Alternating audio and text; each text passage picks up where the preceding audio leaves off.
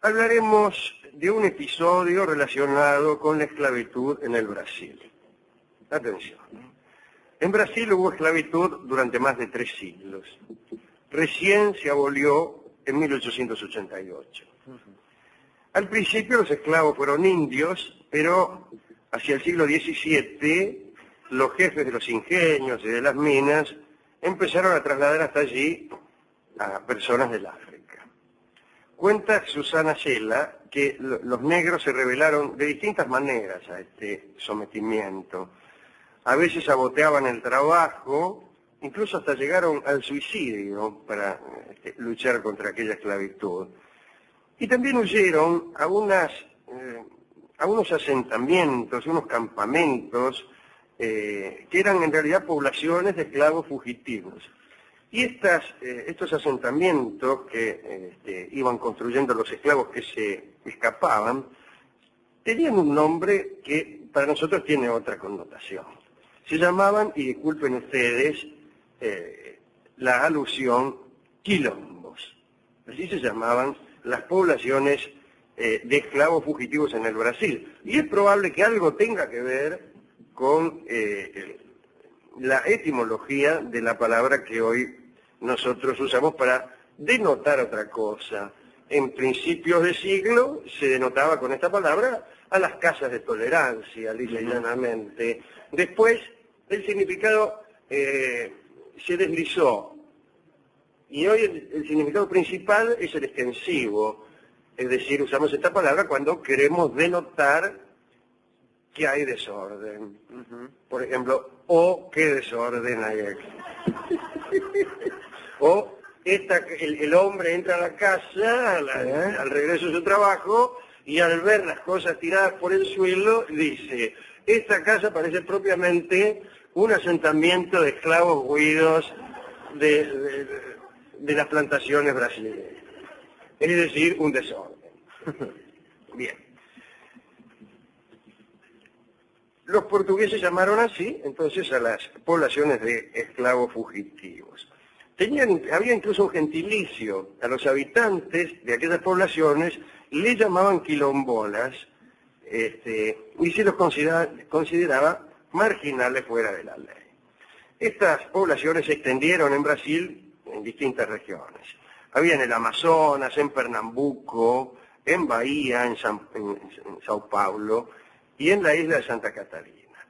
A veces funcionaba con grupos armados y a veces tenían estructuras muy complejas. Hoy vamos a hablar de uno de estos asentamientos, el de Palmares. Se ha dicho que en Palmares la producción que conseguían los muchachos que rajaban de la esclavitud era mayor que la que conseguían en cautiverio. Es decir, aumentaban la producción agrícola y hacían más rendidor el trabajo. Allí se registró la resistencia más exitosa de esclavos. Comenzó a construirse en 1602. Además de negros, indios y blancos, además de negros vivían indios y blancos que escapaban de la ley. No solamente había esclavos que huían naturalmente de la esclavitud, sino niatos que huían de la policía, otros que huían incluso de una situación familiar indeseable, como por ejemplo de una novia que vivía demasiado cerca. Siempre sucede que se mezclan estas gestas libertarias con aportes individuales de niatos que están rajando de la cana o de lo que sea. Las casas de Palmares eran de madera cubiertas con hojas de palmera. Había un consejo, una capilla, oficinas de artesanos, un mercado y se elegía un jefe que era asistido por un consejo. Es decir, que para ser ilegal estaban bastante mejor organizados que algunas legalidades que conocemos por ahí. Cuando la organización de Palmares se consolidó, impusieron leyes. Fíjese qué paradoja. Uno huye de la ley y encuentra otra ley. Pero es que convendría filosofar acerca de la imposibilidad de la insujeción. Siempre estamos sujetos a alguna ley. Lo que cambia es la naturaleza de las leyes a las que nos sujetamos. Había, por ejemplo, pena de muerte para el robo, el adulterio, el homicidio o la deserción. Siempre sucede que los asentamientos ilegales tienen normas mucho más rígidas que en lo que podríamos llamar el Estado de Derecho. Según cuenta Manuel Hinojosa, propietario de tierras que luchó siempre contra este asentamiento de Palmares, la producción en aquellos lugares era colectiva y el consejo se encargaba de la distribución. El tipo laburaba, venían del consejo, agarraban, qué sé yo, las papas, las zanahorias y las repartían. Pero fueron más allá de una economía de subsistencia. Empezaron a almacenar para las festividades, empezó el excedente, que es como dice nuestro amigo, ¿cómo se llama Harris? La base de toda civilización, ¿no? La civilización compleja empieza cuando empezamos a guardar algo. Y con eso que nos queda, ahí empieza la complejidad de la sociedad civilizada. Había también contactos secretos entre los poblados de evadidos y la población esclavizada. O sea, los tipos que se rajaban tenían contacto con los tipos que todavía no habían podido rajarse. Incluso los que estaban cerca de quienes iban en busca de los evadidos, le pasaban datos. Dice, guarda que van a ir, están organizando, guarda que le avisaron a la cana, guarda que esto... le ortigaban todo lo que pasaba a los evadidos. El caso es que esta gente de Palmares durante muchos años fue invencible. Estaban en la selva y nadie encontraba el lugar. Claro, realmente no había caminos. Uno piensa que el mundo siempre fue como es ahora, que había una estación Palmares, vos te bajabas en el ferrocarril, no había nada. Estaban en medio de la selva y por ahí vos agarraba para un lado y no era. La inexistencia de rutas dificultaba naturalmente a las autoridades el transporte de armas, de provisiones, etc. Y cuando, por casualidad, los portugueses se acercaban, algún grupo del ejército, les caían los palmarinos, salían de golpe entre la selva y los liquidaban a todos. Ahora, si usted quería escaparse, Rolón, del lugar donde trabajaba y llegar a Palmares, tenía el mismo inconveniente que tenían los de la cana. Sí, claro. Era difícil encontrarlo. Incluso el que vivía era difícil llegar ahí. Qué lindo vivir en un lugar difícil de encontrar. Porque uno cuando vuelve a su casa, generalmente la acierta. Yo le podría decir que tengo una efectividad del 95%. Cada vez que me voy a mi casa, generalmente llego a mi casa y me meto sin mayores problemas. Pero usted por ahí tiene un domicilio más difícil de hallar, por ejemplo en Palmares. Y agarra para Palmares y se pierde, no llega a otro lado. Entonces se mete en casas que no son, qué sé yo. Bueno, el que se escapaba también. No era que vos te escapabas de la plantación donde trabajabas y llegabas. No llegabas, se perdían. Y los que se perdían, o morían en la selva, o se encontraban con otros que también se habían perdido, y formaban bandas errantes, que andaban por ahí buscando Palmares, hasta que por ahí se encontraban con los soldados que los amasijaban. Hay un personaje de Horacio Ferrer que se llama el Insay Errante, que es un tipo que anda, qué lindo, un Insay, yo he visto muchos Insay errantes, que andan por la cancha así, retrocediendo cuando el equipo ataca y adelantándose cuando el equipo defiende. Esos tipos no encuentran nunca el paso. Bueno, allá por 1630, los holandeses quisieron adueñarse de varias zonas del Brasil, particularmente zonas cercanas a la Guayana holandesa, que queda por ahí. Y por el conflicto entre portugueses y holandeses, se relajó la vigilancia que había en las plantaciones y muchos esclavos huían de las plantaciones, con el resultado que Palmares triplicó su población. Se hizo una ciudad de 10.000 habitantes, todo rajado, todo perseguido por la cana. Eso es muy raro. Bien, y en 1637, al ver todo esto, bueno, imagínense, Mauricio de Nassau, que era un un holandés que había por ahí, también quiso intervenir y ver si podía atacar a estos esclavos que estaban en Palmares, pero no lo logró. Y los holandeses finalmente se retiraron de Brasil porque habían tenido la mala idea de pelear contra los esclavos y de pelear también contra los portugueses, así quedaron fuera de esta historia. Un gobernador portugués, Francisco de Brito, quiso directamente exterminar a los de Palmares y encontró la ciudad. Hubo una lucha terrible y en esa lucha se hizo famoso un jefe negro que se llamaba Zumbi y que había logrado sostener la resistencia de Palmares.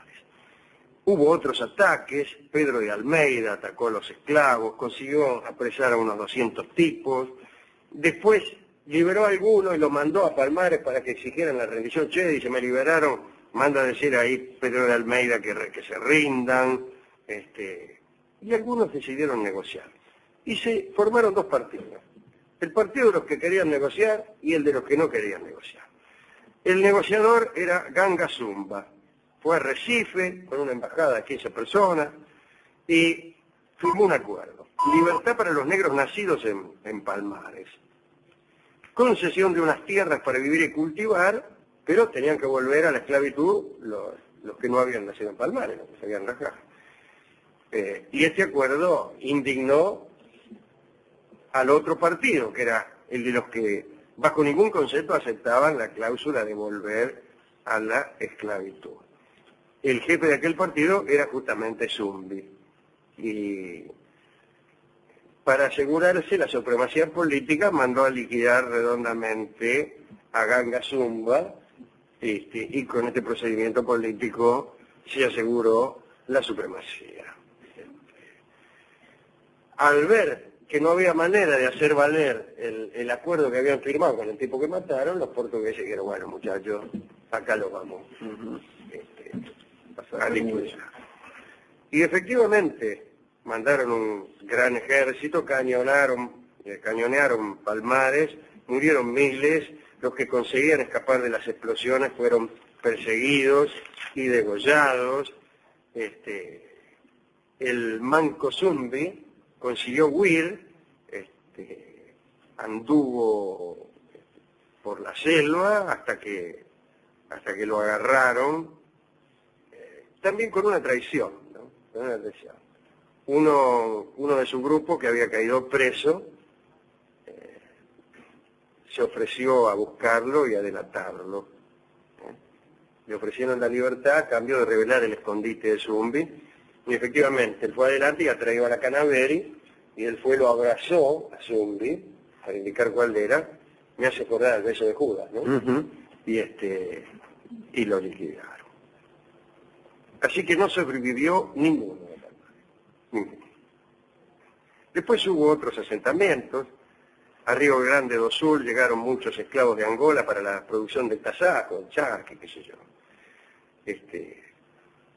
Muchos negros sometidos a la tarea de charquear se escapaban hacia el Uruguay, porque como se ha dicho, la esclavitud fue abolida recién en 1888, cuando ya naturalmente en Uruguay no había esclavitud. Y así terminó aquella población de Palmares que, junto con otros asentamientos, vinieron a dar origen a este nombre que usamos hoy todos para designar otra cosa. Es curioso que en Brasil haya sucedido tantas veces esto. Me acuerdo ahora del conselheiro, aquel que se había instalado en el Sertón, aquel cuya historia cuenta Cunningham Graham. Allí, esto es muy curioso, lo del conselheiro, ya vamos a hablar alguna vez, es casi un asentamiento reaccionario. Ya instaurada la República, los tipos, por razones religiosas, más bien extrañas, huyen y se instalan en la selva y se declaran monárquicos y propician el retorno de los Braganza. Y ahí están como 10 años, así. Pero siempre así es el asunto. Se instalan en la selva donde nadie puede encontrarlo fácilmente. Y ahí inmediatamente estipulan ellos una ley todavía más rigurosa que aquella de la que tratan de huir. Y se quedan mucho tiempo porque es muy difícil encontrarlo. Cuando los encuentran tratan de negociar y no aceptan la negociación. Casi le diría que no pueden aceptar porque el regreso de uno de esos lugares es terrible, es imposible. Y entonces resuelven jugarse a caro cruz y pierden, naturalmente. Más tarde o más temprano, pierden. Si usted está pensando, querido Rolón, en huir de la plantación donde me ha dicho que trabaja, Sí. para trasladarse a un asentamiento donde ya no haya esclavitud, le comunico que estos asentamientos ya no existen. Usted me dirá que la esclavitud tampoco. Yo le diré que no estoy tan seguro. ¿A quién dedicar esta charla etimológica, después de todo? No es que hayamos tenido la intención de contar una historia de esclavitudes, sino del origen de una palabra. Bueno, al grupo todo, a los habitantes todos de Palmares. Sí, yo le diría a los sujetos humanos, Alejandro, que quedaron y que murieron ahí, porque estaba pensando en algo que dice Hegel en su libro La dialéctica del amo y el esclavo, donde él dice que justamente el sujeto humano es aquel que es capaz de perder su vida animal por un ideal que va más allá de lo biológico, como es la libertad. Entonces estos hombres que supuestamente perdieron, porque perdieron su vida biológica, ganaron un lugar como sujetos humanos, porque eran capaces de perder su vida biológica por la libertad. Es una de las cosas que viene a garantizar la condición humana. Claro. Bien, hemos ido a la discoteca de la radio donde sí existe la esclavitud. Las personas que trabajan en la discoteca de la radio no son obreros asalariados, ni del gremio, sino redondamente esclavos. Esclavos ilegales, porque toda vez que la esclavitud fue abolida por la Asamblea del año 13, cualquier forma de esclavitud es ilegal. Pero a mí me dijo, mire, yo laburo acá de esclavo. A mí me compraron una plaza ahí de esclavo ilegal que hay en la General Paz, que funciona los domingos, abajo un puente. Hay uno que vende en auto arriba, claro. Y abajo hay un mostrador que vendemos esclavos. Vendemos no, yo en realidad soy el esclavo.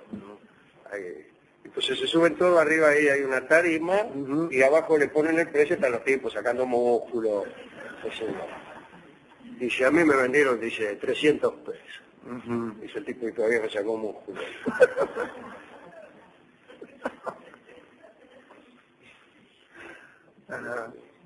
Y le digo, ¿tiene algún disco sobre esclavos? Le pregunté yo, y pensó el tipo, pensó. Y dice, tengo uno que a mí me parece que debe ser sobre esclavos, me dice. ¿Y cómo se llama? Me dice, esclavo.